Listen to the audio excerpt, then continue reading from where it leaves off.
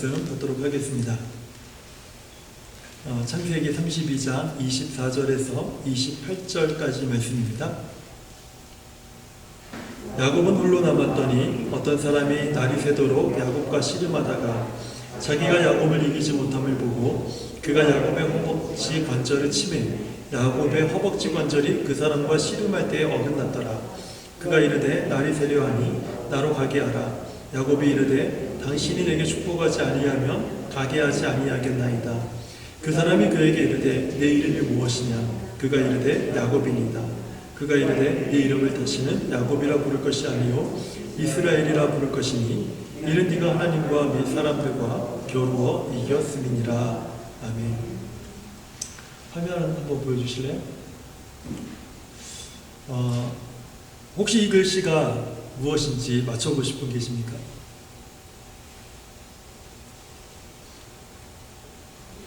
제가 상을 드리겠습니다. 맞히시는 분들에게. 이 글씨가 도대체 뭘까요? 이 글씨의 정체가 무엇일까요? 무엇을 의미하는 것일까요? 네? 이 글씨가 뭐냐면요, 사람 이름이에요. 한 사람의 이름입니다. 한 사람의 이름. 161자로 되어 있고요. 세계에서 가장 긴 이름을 가진 영국의 한 여성의 이름입니다. 원래 이름은 돈 맥머너스라고 하는 사람이었는데 어떤 모금 사업에 도움이 될까 해서 자기 이름을 개명했다고 합니다. 161자로. 네, 참 재밌죠? 그러니까 사람들이 이름에 대해서 나름 이런저런 생각을 많이 하는 사람들이 있는 것 같아요. 특히 우리 아시아권에서는요, 이름이 참 중요하죠. 한국의 만금 장명연구원이라고 하는 이 연구원의 그 원장인 성경순이라는 분이 계세요. 이분이 신문의 한 인터뷰에서 이런 글을, 이름의 중요성에 대해서 한 글을 올렸는데 제가 그걸 보면서 이름이 이렇게 중요한가? 하는 생각을 한번 해보게 됐습니다. 제가 잠깐 한번 읽어드릴게요. 이름을 짓는다라는 것은 다양한 사회적 관계를 맺고 살아가는 인간에게 있어 무엇보다 중요한 행위입니다. 사람이 태어나서 이름을 가짐으로써 비로소 하나의 인격체로 존중받게 되고 타인과의 관계를 형성해 나갈 수 있기 때문입니다. 그러면서 이제 한 사람의 이름에 대해 참 의미 있는 말을 이제 그 인터뷰 마지막에 했습니다. 인생의 시작은 좋은 이름에서 출발합니다. 그러므로 이름으로 이룸이 되기를 바랍니다. 이렇게 이제 그 글을 썼어요. 어떤 사람은 재미로 자신의 이름을 짓는가 하기도 하고요, 또 개명하기도 하고요. 또 어떤 사람들은 그 이름에 상당한 의미를 부여하고 그 이름을 진지하게 짓는 그런 분들도 계시죠. 뭐 어떤 식으로든 간에 이름이 좀 가볍거나 좀 우스꽝스럽거나 하면 다른 사람들은 몰라도 본인에게 있어서는 그다지 좋다고 여기는 사람은 많지 않은 것 같아요. 우리 성경에도 보면은 사람의 이름이 참 많이 나와요. 성경에도 사람의 이름이 참 많이 나오는데 특별히 히브리 사람들은 이름에 여러 가지 많은 의미들을 그 안에 부여했습니다. 오늘은 이제 지난주에 이어서 하나님의 질문 두 번째 시간인데 하나님께서 우리들에게 하신 질문이 무엇이냐? 네 이름이 무엇이냐? 네 이름이 무엇이냐? 예, 오늘은 성경에 기록된 이름에 관련된 부분들도 잠깐 좀 얘기를 하려고 합니다.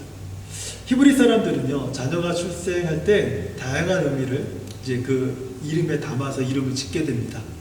어떤 경우는 시대적 상황을 이름에 담는 경우도 있어요. 시대가 암울할 때 밝은 이름을 잘 짓지 않고 그 시대적 상황을 이름에 담는 경우도 있고요. 또 어떤 사람들은 기쁨을 담는 경우도 있고 어떤 사람은 슬픔을 이름에 담는 사람들이 있어요. 근데 대부분은 부모가 그 자녀의 이름을 지을 때 그런 의미를 담습니다. 제가 한번 작년인가요? 야베스의 기도를 다시 한번 제가 설교를 한 적이 있었어요. 야베스의 이름이 무엇이라고요? 오늘날 우리의 표현으로 하면 이 XX야 라는 어떤 그런 아주 좀 불경한 그런 뜻을 가진 이름입니다. 근데 부모가 그 이름을 자녀에게 지은 거예요. 그때 그 부모는요, 굉장히 뭔가 고통스럽고 아픈 그런 어떤 그 상황 속에서 그 야베스를 낳은 거죠. 그러니까 이 고통스러운 자식아 라는 그런 식의 이름을 아이에게 준 거예요. 또 이런 예들이 참 많습니다. 창세기에서 보면 아담과 하와의 첫째 아들은 가인이죠. 가인은요, 얻었다라고 하는 그런 의미를 가지고 있어요. 아마도 아담과 하와가 처음으로 자기들과 닮은 꼴에 생명을 얻게 돼서 너무 가슴이 벅차서 얻었다, 드디어 얻었다 라고 하는 그런 이름으로, 그런 뜻으로 이름을 지은 것이 아닌가 생각이 들어요. 근데 두 번째 낳은 아들의 이름이 무엇입니까? 아벨이죠. 아벨은요, 이름의 뜻이 뭐냐면 허무하다. 그런데 진짜 그 이름의 뜻대로요, 아벨은 짧은 생애를 살게 됩니다. 심지어 형 가인에게 돌에 맞아 죽게 되죠. 그러니까 허무한 인생을 살아가는 그런 모습을 그 이름에서 발견하게 되죠. 성경을 또 읽다 보면은 이름과 관련된 특별한 사람들이 이렇게 좀 나오는 것을 보게 돼요. 왜 특별한가 하면 하나님이 부모가 지어놓은 이름을 바꿔버리는 경우들이 있어요. 그 이름을. 예를 들면 아브라함이죠. 우리는 아브라함으로 알고 있지만 원래 아브라함의 이름은 아브라함입니다. 아브라함. 네. 그런데 하나님이 그 이름을 열국의 아비라는 뜻으로 아브라함으로 바꾸죠. 사라도 원래 사레죠. 사레인데 열국의 어미다라는 그런 어떤 그 상징적인 메시지를 주면서 사라로 그 이름을 바꿉니다. 바울은 굉장히 똑똑하고 지식이 많은 사람이었죠. 신약시대의 바울은. 근데 그 사람의 이름이 원래 사울이었어요. 높은 자라고 하는 그런 의미를 가졌는데 예수님을 믿고 그가 스스로 낮추는 그런 모습을 가지면서 바울이다, 이렇게 이름을 정했다고 주장하는 사람들도 있어요. 어쨌든 그 하나님께서 한 사람의 이름을 바꾸실 때가 있는데, 그 이름을 바꾼 사람 중에서 또 대표적인 한 사람이 오늘 본문에 등장하는 야곱입니다. 사실 야곱의 이름이 바뀌는 것은 굉장히 중요한 사건이에요.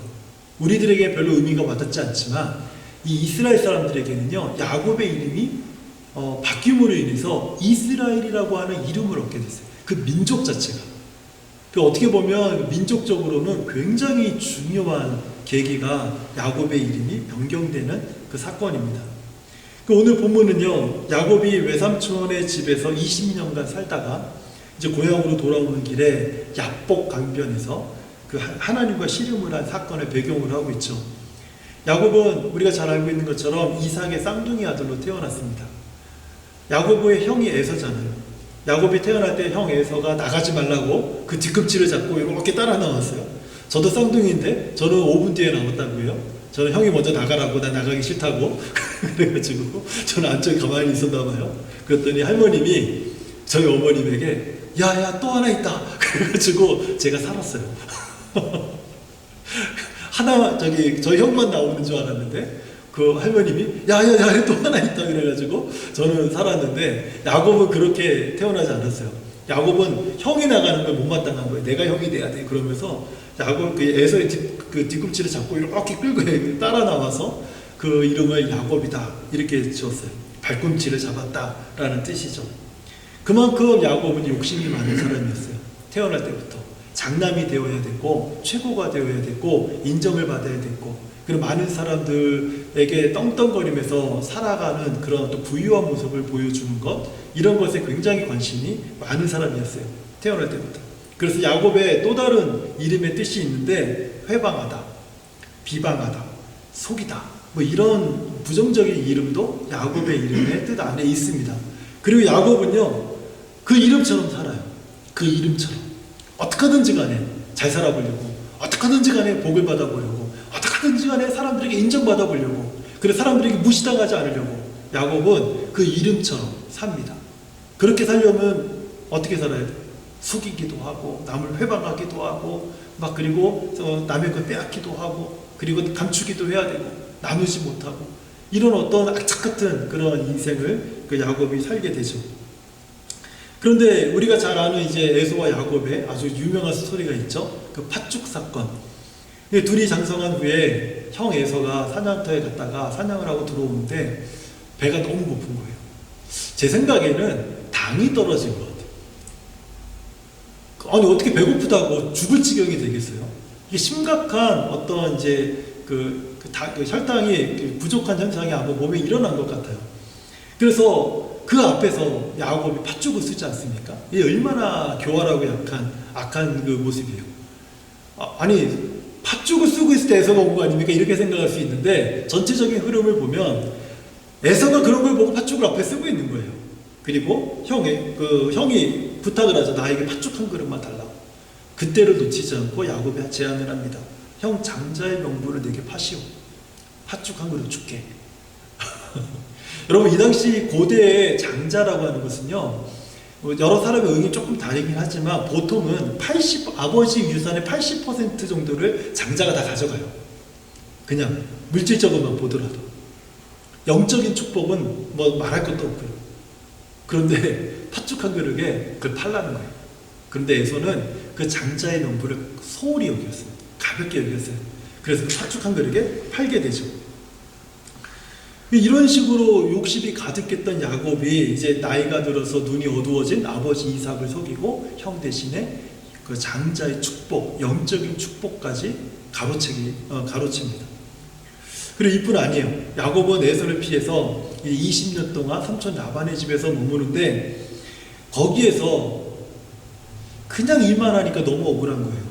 이제 그런 그 기색이 역력하니까 삼촌 라반이 어떻게 네가 나를 위해서 일하는데 공짜로 일할 수 있겠냐 그러면서 이제 내가 내 딸을 너에게 주겠다. 그리고 네가 일한 모든 것을 내가 이제 이제 주겠다. 거기 값을 치러 주겠다. 이렇게 얘기를 하는데 라반도 만만치 않은 사람이죠. 야곱을 계속 속입니다.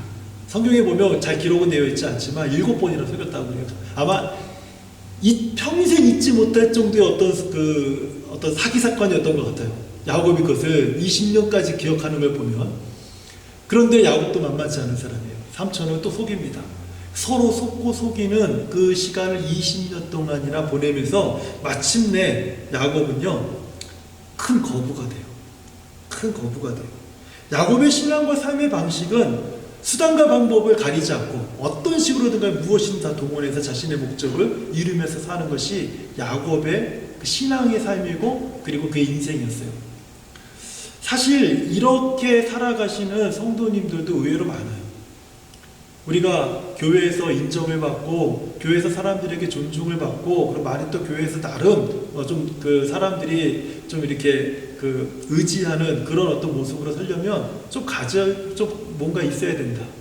내가 뭔가 좀 많이 가지고 있어야지 교회에서 무시당하지 않는다라는 생각을 가지신 분도 많고, 교회에서는 너무 신앙생활 잘하는데 밖에서는 정말 수단과 방법을 가리지 않고 자신의 인생을 위해서, 자신의 성공을 위해서, 자신의 부를 늘리기 위해서 살아가는 분들이 교회 안에도 참 많아요. 근데 이런 분들은 거의 야곱과 같은 분들이에요. 근데 이런 분들은요, 자신의 이익을 위해서라면 좀 비굴해져도 괜찮아요. 좀 속여도 괜찮고, 그리고 좀 얕게 사는 거, 그게 더 지혜로운 거라고 생각해요. 예, 그것이 좀 지혜로운 것이다. 자신에게 손해가 나면 참지 못해요. 어떤 방법을 동원해서라도 그 손해를 메꿔야 되고요. 자신의 이익을 위해서 살아가는 것. 자기가 엎드리면 이익이 되면 엎드리는 사람들, 자기가 높아지는 게 이익이 되면 높아지려고 하는 사람들, 비굴한 게 이익이 되면 비굴해지는 사람들, 이런 모습을 가지고 사는 거죠. 그러니까 절대 죽어도 지고는 못 사는 성격의 사람들. 그래서 저는 사실 야곱이 되게 좋아요. 성경을 보면서 제일 마음 편하게 읽는 부분이 야곱의 스토리예요. 왜냐하면 다른 사람들은 저와 너무 격이 너무 떨어져서 저분들은 저 멀리 계신 세상에, 나와 동떨어진 세상에서 살아가는 아주 거룩한 사람들 같은데, 야곱은 그의 인생의 스토리를 가만히 읽어보면 그냥 나의 삶, 우리들의 삶과 상당히 비슷한 삶을 사는 모습을 우리에게 보여주고 있죠. 어쨌든 야곱은 이런 삶을 20년 동안 살면서 두 아내를 거느리고, 그리고 야곱은 큰 거부가 됩니다. 큰 거부가 돼요. 하지만 이제 고향으로 돌아오는 길에서 원수가 되었던 형 에서가 400명의 군사를 데리고 자신을 죽이려고 오는 것을 이제 만나게 되죠. 여기에서 야곱이 가슴이 철렁 내려앉으면서 자신의 인생의 가장 큰 위기, 그 위기를 직면하게 돼요. 여러분, 이럴 때 어떻게 해야 됩니까? 이럴 때 어떻게 해야 돼요? 저는 그 야곱의 이 생각에, 저는 진짜 저는 이렇게 못할 것 같아요. 야곱의 이런 그 가족들에게, 자기 모든 식솔들에게 대안을 제시하는 이 모습을 보면서 나는 죽었다 깨어나도 이건 못하겠다. 어떻게 합니까? 자기가 죽을 것 같으니까. 이제 곧 죽을 것 같으니까. 자기도 죽고 재산도 다 잃어버리고 다 그럴 것 같으니까 어떻게 하든지 살아보려고 자신의 모든 재산을 두 대로 나누잖아요. 그래서 형에게 한 대를 보내고 형이 받아서 마음이 편해지면 오케이. 그걸 치면은 다른 때와 함께 도망가고. 근데 그것도 마음이 불안하니까 자기 가족들, 아내, 자녀들을요 그 뒷대에 그 뒤쪽에 붙여 보냅니다. 그래서 자기는 안 가요. 아내들은 다 죽어도 되고 자식들도 다 죽어도 돼요. 근데 자기는 죽으면 안 돼요. 그래서 안 따라가요. 야곱이 야복 가까이 거기에 혼자 남습니다. 혼자 남아요. 이런 진퇴양난의 상황 속에서 야곱은요 자신만을 생각하는 사람이에요. 자신만을 생각하는 사람. 근데 이런 야곱에게 어떤 한 사람이 나타나죠. 어떤 분들은, 성경학자들은 이런 한 사람이 나타난 사건을 보고 에서가 보낸 스파이다. 에서가 앞서 보낸 어떤 한 사람이다. 이렇게 야곱이 생각했을 것이다. 그렇게 말하는 분도 계세요. 상당히 공감할 수 있는 부분이라고 생각이 들어요. 근데 어쨌든 자기를 죽이려고 형 에서가 한 사람을 먼저 보냈나? 이런 생각을 해서 그런 건지 어떤 이유에서든지 간에 야곱은 그 사람과 씨름을 합니다. 왜 씨름을 했는지 잘 모르겠어요. 근데 씨름을 하는데 야곱이 이 사람을 붙들면서 막 씨름을 할 때마다 내가 이 사람을 너무 죽을 것 같다라는 생각이 이게 밀려온 것 같아요. 그래서 그 사람을 놓지 않습니다. 아무리 그 사람이 떼어내려고 해도 야곱이 그 손을 놓지 않아요. 왜 그러냐면 야곱은 그 손을 놓으면, 그 사람 붙든 그 손을 놓으면 죽을 것 같으니까. 그걸 놓지 않으니까 이제 이 고관절, 허벅지 관절을 그 사람이 쳐서 부러뜨려요. 이렇게까지 힘이 센 사람이 왜 그 야곱을 뿌리치지 못하고 있는지 저 잘 이해가 되지 않지만, 그런데 그것이 부러졌음에도 불구하고 하면서 고함을 지르면서 손을 놔야 되는데 하면서 더 꽉 잡아요. 이게 야곱이에요. 이게 야곱. 나는 다리는 부러지언정 죽을 순 없다는 거죠. 이런 야곱에게 도대체 너 왜 이렇게 날 붙잡고 있니? 이 야곱이 당신이 나를 축복하지 않으면, 당신이 나를 축복하지 않으면 나는 이 손을 놓을 수 없습니다. 야곱이 그 사람의 에서가 보낸 사람이라고 생각했던 사람과는 달리 야곱은 그 사람이 뭔가 다르다라는 걸 알게 됐어요. 처음에는 그 사람 왜 싸웠는지 모르겠지만 나중에는 이 사람만이 나의 생명을 구원할 자라는 확신을 갖게 된 거예요. 다리 하나 부러져도 괜찮아요. 내 생명만 살 수 있으면. 그래서 당신이 내게 축복하지 않으면 나는 이 손을 놓지 않겠습니다 라고 얘기하는 거죠. 여기서 말하는 축복이 뭐겠어요? 당신은 내 형 에서의 마음을 돌려놓을 수 있는 분입니다. 이거 아니겠어요? 당신은 그 형의 마음, 원수된 나와 형의 그 관계를 회복할 수 있는 사람입니다. 그래서 당신이 내게 축복해 주십시오. 마침내 그 사람이 야곱을 축복하죠. 야곱을 축복할 때 정말 야곱이 그 사람의 축복을 받으니까 형의 마음이 180도로 바뀌어버렸어요. 그럼 사랑하는 동생 야곱아, 눈물을 흘리면서 에서가 야곱을 맞이하는 해피엔딩으로 이 스토리가 끝나게 돼요. 근데 문제는 이 사람이 누구냐는 거죠. 이 사람이 누구냐? 호세아서 12장 3절과 4절의 말씀을 보면 이 사람을 가리켜 하나님의 천사다 또는 하나님 자신이다라고 성경은 기록하고 있어요. 3, 4절을 보면 야곱은 모태에서 그의 형 뒤꿈치를 잡았고 또 힘으로는 하나님과 겨루되 천사와 겨루어 이기고 울며 그에게 간구하였으며 하나님은 베델에서 그를 만나셨고 거기에서 우리에게 말씀하셨나니. 야곱은 점점 그 사람이 평범한 사람이 아니라는 것을 깨닫게 된 거죠. 야곱이 붙들고 있었던 사람은 사람이 아니라 하나님이었어요. 그래서 그곳의 이름을 분이엘이다. 내가 하나님의 얼굴을 보았다. 내가 하나님을 보았다. 언제요? 내 인생 최악의 위기 순간에 내가 하나님을 보았다. 그래서 하나님의 복을 받았다. 그리고 하나님이 나를 바꿔놓았다. 이것을 고백하기 위해서 분이엘이다라고 하는 이름을 정합니다. 야곱은 인생의 가장 큰 위기에서 하나님을 만난 거예요. 근데 그 하나님이 야곱에게 첫 마디 다 던진 말이 무엇이었냐면 네 이름이 무엇이냐? 나를 이렇게 붙들고 끝까지 놓지 않는 너 이름이 뭐니 도대체? 하나님이 이렇게 야곱에게 이름을 불러서 너 이름이 뭐니 도대체 이렇게 물어보셨을까요? 그건 아니에요. 제가 앞서 말씀드린 것처럼 호세아서 12장 그 4절에 보면 베델에서도 하나님은 야곱을 만나셨어요. 하나님은 야곱을 알고 계셨어요.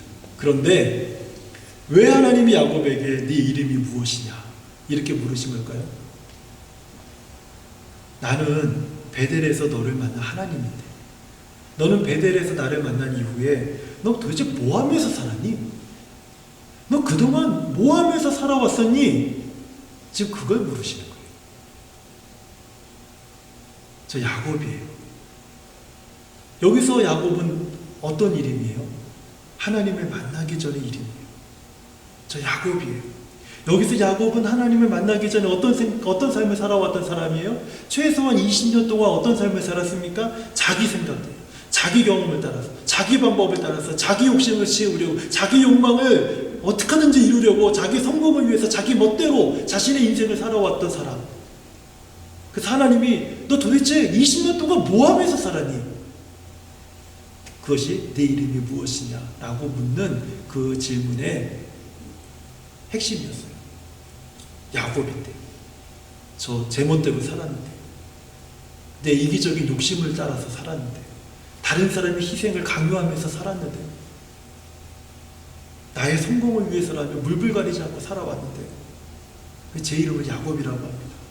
그래서 야곱이 야곱입니다. 이렇게 답변을 하는 거예요. 그런데 그런 야곱에게 하나님께서 내 이름을 다시는 야곱이라 부르지 말고 이스라엘이라 하라. 이스라엘이라 하라. 이 말씀은요, 이제 넌 야곱처럼 살지 말고 네 이름처럼 살지 말고 너 자신을 위해서 살지 말고 하나님의 백성, 하나님의 민족을 대표하는 삶을 살아다. 이스라엘이라고 하는 그 민족의 이름이 여기서 시작이 돼요. 이스라엘의 조상은 누구입니까? 우리 성도님들 이스라엘의 조상을 누구로 알고 계십니까? 아브라함? 모세? 아니에요. 성경에서 말하는 이스라엘의 조상은 야곱이에요. 이스라엘이 우리의 조상이라고 딱 말했을 때 이스라엘이라고 하는 이름과 그 민족적인 조상의 이름을 언급할 때는 그 사람은 아브라함도 아니고 모세도 아니고 야곱을 가리켜서 얘기하는 거예요. 야곱이 이스라엘의 첫 번째 조상이 되는 거예요. 엄청난 순간이에요. 지금 이 야복강가에서 야곱이 자신의 야곱에서 이스라엘로 이름이 바뀌는 것은요, 한 민족의 이름이 세워지고 그 민족을 대표하는 사람으로 하나님이 야곱을 삼겠다라고 하는 그런 복을 지금 이곳에서 하나님이 주시는 거예요. 그래서 제가 너는 이제 그 야곱이라고 살지 말고 야곱처럼 살지 말고 너 자신을 위해서 살지 말고 하나님의 백성을, 하나님의 민족을 대표하는 삶을 살아다오. 그런 의미에서 이스라엘이라고 하는 영광스러운 이름을 야곱이 얻게 되는 거예요. 사랑하는 성도님들, 하나님께서 야곱에게 하신 질문은요, 오늘 우리들에게 하시는 질문과도 같습니다. 너 이름이 무엇이니? 지금까지 무엇을 하며 살았니? 지금까지 무엇을 위해서 살아왔니? 하나님께서 이 질문을 우리에게 하시는 이유가 무엇일까요? 우리가 전에 무엇을 하며 살았던지, 무엇을 위해 살아왔던지, 이제는 그 이름을 사용하지 말라는 거예요. 그리고 하나님 우리에게 예수 믿고 하나님의 자녀가 된 우리 모두에게 하나님의 한 이름을 주셨어요. 그 이름을 이스라엘이라고 생각하시면 안 돼요. 하나님 우리에게 주신 한 이름은 성도라는 이름을 주셨습니다. 성도. 이제는 나의 영광과 찬송을 위해서 살아다. 이 땅에서 구원받은 하나님의 성도로 부르셔서 너희가 나의 영광과 찬송의 삶을 살아라. 그것을 위해서 목사도 아니고 집사도 아니고 장로도 아니고 권사도 아니고 성도라는 이름을 우리 모두에게 하나님이 주신 거예요. 저는 오늘 설교의 이제 결론을 내리기 위해서 고민을 하다가 오늘 설교의 마지막을 좀 이렇게 의미 있게 전달할 수 있는 한 예화를 제가 찾게 됐습니다. 그 예화를 제가 잠깐 읽어드리고 오늘 좀 말씀을 마치려고 해요. 어떤 마을에 두 사람이 있었는데요. 양을 도둑질했습니다. 양을 도둑질했어요. 둘 다 잡혔어요. 근데 그 마을에는 어떤 풍습이 있었냐면 양을 도둑질한 사람이 잡히면 그 양 도둑에게 낙인을 찍어요. 이마에다가 낙인을 딱 찍는데 거기다가 어떤 문자를 새기냐면 ST라고 하는 낙인을 딱 찍어요. 그러면 ST라고 하는 낙인이 이마에 있는 사람은 어떤 사람이냐면 S가 sheep이에요. sheep. 그 양의 그 첫자 그리고 그 도둑 영어의 thief의 그 T 첫째 그 레러를 이렇게 해가지고 ST를 여기 딱 찍습니다.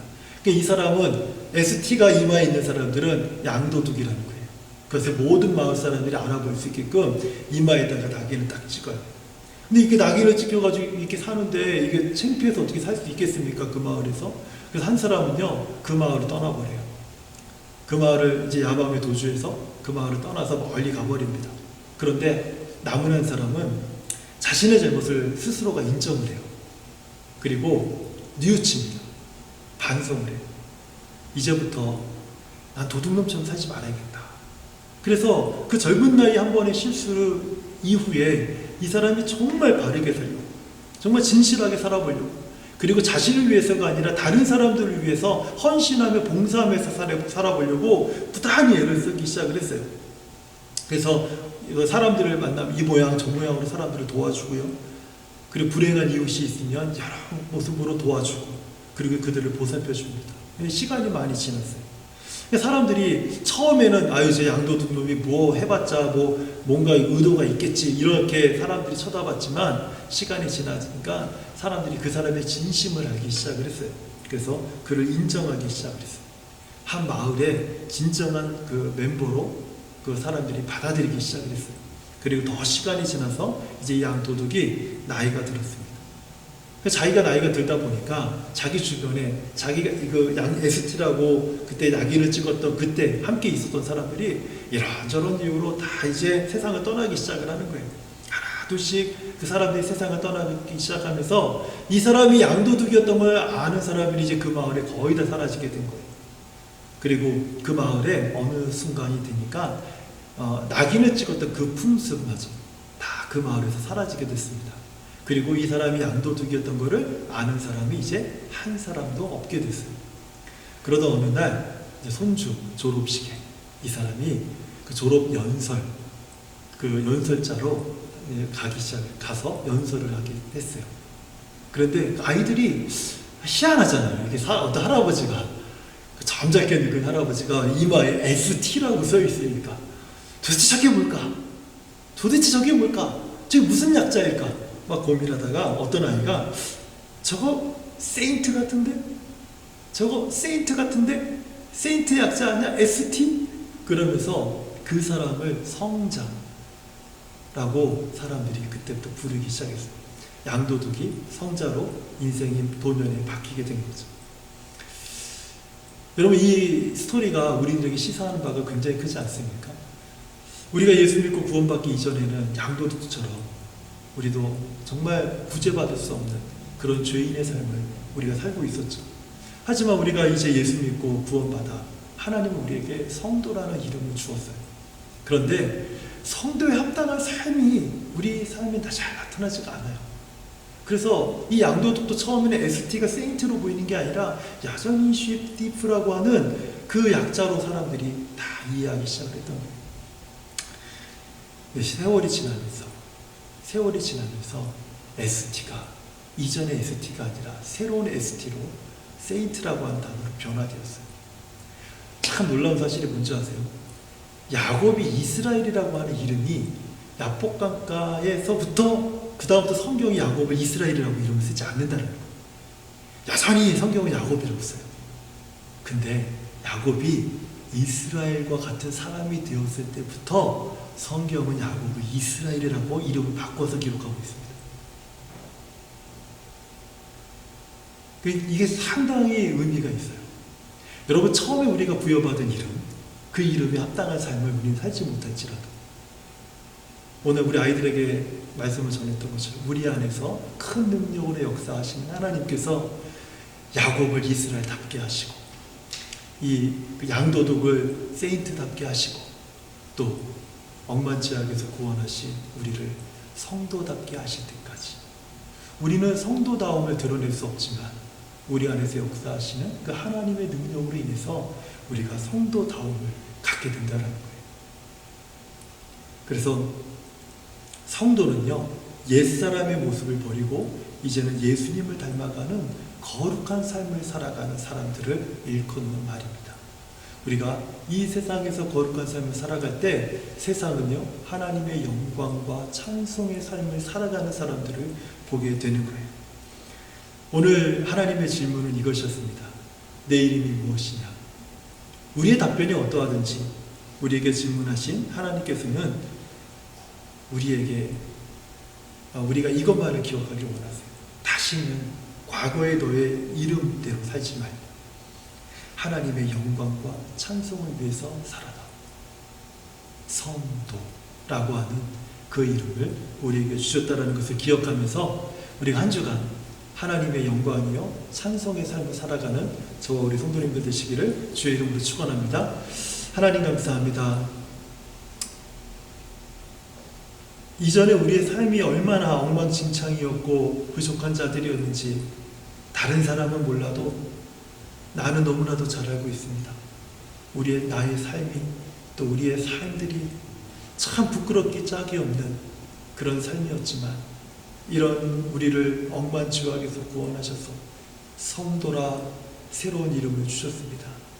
하나님, 우리가 지금도 어쩌면 이 이름이 합당한 걸맞는 삶을 살지 못한다 할지라도 내 안에서 역사하시는 그 하나님의 능력을 의지하여서 성도다움을 우리가 소망하고 성도다움을 살아내면서 하나님 이번 한 주간도 하나님의 영광이요 찬송의 삶을 살아갈 수 있는 그런 믿음과 소망과 또 삶의 헌신이 우리 안에 있도록 도와주시옵소서.